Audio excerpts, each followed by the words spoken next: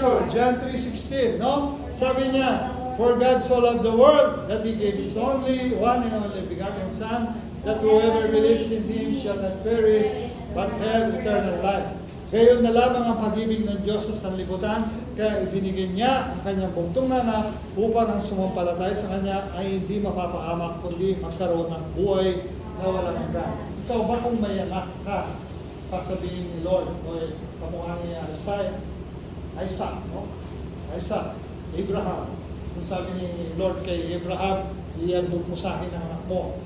Lord, di ba yung iba magkukureklamo? Lord, ang tanda ko na ngayon na ako nagkaanak. Ngayon, sasabihin mo pa sa akin, iyaloy ko ang kanyang buhay sa ano. Hindi po nagreklamo si Abraham, no? Hindi nagreklamo. Sumunod siya kay Lord. Pero ganun ang pag-ibig ng Diyos sa atin. Even though we are nothing, even though tayo parang, tayo makasalanan, tayo parang napakarumi natin, subalit, dahil sa pag-ibig niya sa atin, ipinapanood pa rin niya ng bugtong na lang na si Kristo. Tayo lang, no? Tayo lang. Pag may anak tayo, ayaw nating madapuan ng lamok. Lahat ng gusto ng anak natin, kahit nahihirapan na tayo, bibigay natin. Amen? Pero ang ating Panginoong Diyos, tingnan ninyo, we are not beyond measure. Ibig sabihin nun, minahal tayo, higit pa sa higit. Higit pa sa higit. Hindi mo pwedeng sukatin. Beyond measure. Ibig sabihin, yung measurement, kung 1,000 measurement yan, hindi mo pa rin pwedeng bilangin yung pagmamahal ng Lord sa measurement na yan. Hindi mo pa rin pwedeng sukatin. Ganon niya tayo kamahal. Kasi ginawa niya tayo. He created us as His likeness. No? Kaya, mahal na mahal niya tayo. Tapos tayo, minsan nagmamalaki pa pag hindi natin natanggap yung hinihiling natin sa Kanya, yung prayer natin sa Kanya. Nagtatampo tayo. Sasabihin natin, tagal ng prayer request ko ito hanggang ngayon, parang hindi ako pinakikinggan ni Lord. Kaya, lahat ng mga hinihingi natin, no? Halimbawa, sabi ko nga kay Palangga kanina, ang nanay niya nagkakasakit, bigay mo sa akin yung pangalan ng nanay mo, ipag-pray natin. Dahil every night, kasama sa prayer ko sa mga healing, si Father Mark, Father Ronnie, Father June, at lahat ng mga classmates ko na may sakit, no? Binabagay ko isa sa mga pangalan for healing, to heal them. Sabi ko, ibigay mo yung pangalan ng nanay mo, isama ko doon sa prayer mo. Ngayon, sabi ko, pag nag-pray ka, hindi ibig sabihin, tutugunan ng Lord. Yung iba, pag nag-pray sila, akala nila, agad-agad, instant, dadating yung prayer. It is the Lord who decide. Amen. Who decide whatever prayer you have. Hindi natin pwedeng pilitin ang Lord sa hinihiling natin. Halimbawa, gusto mo na rin mag-asawa yan, hanggang ngayon hindi pa binibigay ni Lord. Kaya mo bang pilitin si Lord na, Lord, ang tagal ko nang hinihingi ng asawa mo yan, ba't hanggang ngayon wala ka? The Lord is the one who knows. Bakit wala ka ba, Lord? The Lord. The Lord is the one who knows. Who knows? The Lord. What is? Makinig mo na kayo. The Lord is the one who knows what is better for you. Amen. Each and every one of us.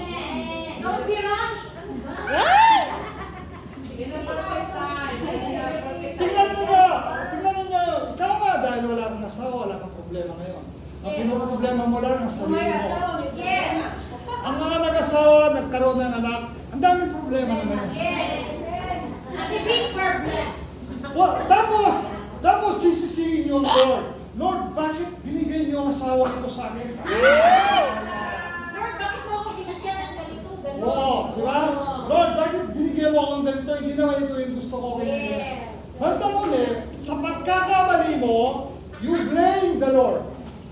Maraming nangyari. You are the one who did it, but you blaming other people for what you did. Kaya, kung ano man ang nangyayaring hirap sa iyo ngayon, don't blame other people. or don't blame the Lord. Kasi ang pagmamahal ni Lord, love beyond measure nga siya eh. Alam niya what's the better for us. Pero pag pinipilit natin ang sarili natin minsan, Lord, sabi niya, ito yung gusto ko, hindi yan. Kasi yan, pangit, walang pera, ganyan, ganyan. Ito mayaman, guwapo, ganyan. Bandang huli, yan. Yun ang naranasan mo. Hindi ko alam kung sino sa inyo. No?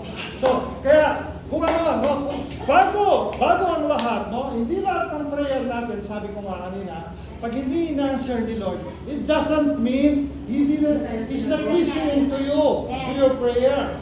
It doesn't mean, like, minsan dinidelay ni Lord yan dahil naghanap siya ng perfect time na ipagkakalood niya sa'yo.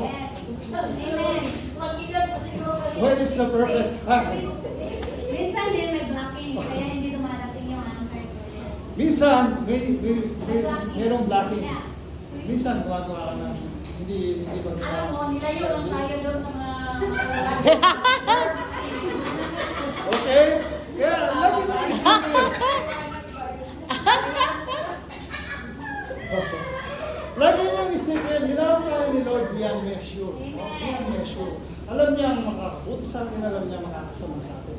Kaya kung ano man yung pinrayer natin, mga prayer request, huwag kayong magsawa. Hanggang sa magsawa na si Lord sa kababasa sa prayer request mo. Hello, nagiginig kayo? Ay, ito po, anak ko ito, nagsasawa ako sa kahihingi niya. Paulit-ulit na lang. So, ibigay ko na. Di ba? So, ibigay ko na. Kawawa naman siya. Amen. So, ganun magmahal ang Lord. Lord, hindi siya pinipilit.